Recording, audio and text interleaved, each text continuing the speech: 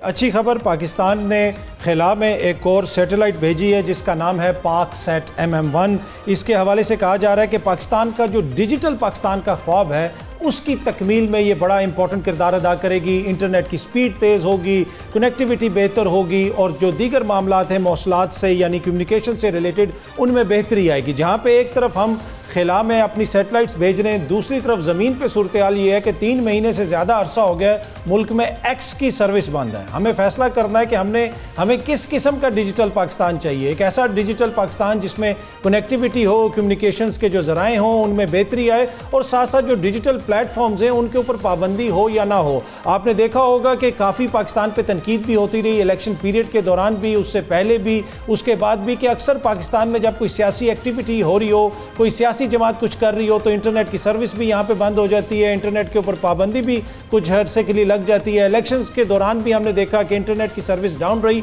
अब हम उम्मीद करते हैं कि क्योंकि खिला में पाकिस्तान ने एक और सैटेलाइट भेज दी है तो इसके बाद अब मुस्तकबिल में कभी ऐसा नहीं होगा कि पाकिस्तान के अंदर इस तरीके से इंटरनेट की सर्विस डाउन होगी। पर एनीवे, एक अच्छी खबर है कि पाकिस्तान की सैटेलाइट जनाब खिला में पहुंच चुकी है। एक और खबर, बड़ी इंपॉर्टेंट खबर, गुज़िश्ता रोज़ आपको पता है कि एक बड़ा नामुनासिब वाक़या पेश आया अदालत के अंदर, जहाँ पे खावर मानिका साहब के ऊपर कुछ लोगों ने एक तरह से हमला करने की कोशिश की, बदमज़गी हुई, उनको धिक्के वगैरह दिए गए। अब उसकी FIR भी हो गई है। मेरे सामने इस वक्त 2 FIRs हैं। एक FIR वो है जो खावर मानिका साहब के ऊपर होने वाले हमले के हवाले से काटी गई है और दूसरी FIR वो है जो रऊफ हसन साहब के ऊपर हमला हुआ था उसकी FIR है। ये जो खावर मानिका साहब के ऊपर हमला हुआ, मुबैना हमला हुआ, इसमें दहशत गर्दी की दिफात भी लगा दी गई हैं। उसकी वीडियोज़ हमने देखी हैं, वहाँ पर आपने भी देखी होंगी, ये सामने आप स्क्रीन पर भी चलते हुए देख सकते हैं कि उनको धक्का वगैरह दिया गया। इसमें दहशतगर्दी कहाँ पे थी? ऑल्दो कि ये काबिल मुज़म्मत है, ऐसा कुछ नहीं होना चाहिए, लेकिन अगर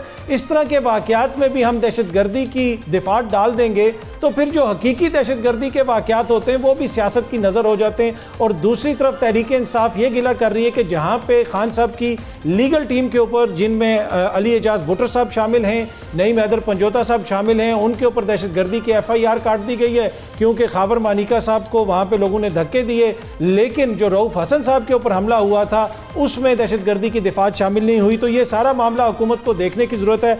आज एक और बड़ी खबर भी अदालत से आई। आपको पता है कि नैब के कानून में जो तरामीम वगैरह की गई थी उसका मुकदमा इस वक्त सुप्रीम कोर्ट में चल रहा है और आज बानी चेयरमैन इमरान खान साहब वीडियो लिंक के जरिए अदालत में पेश हुए।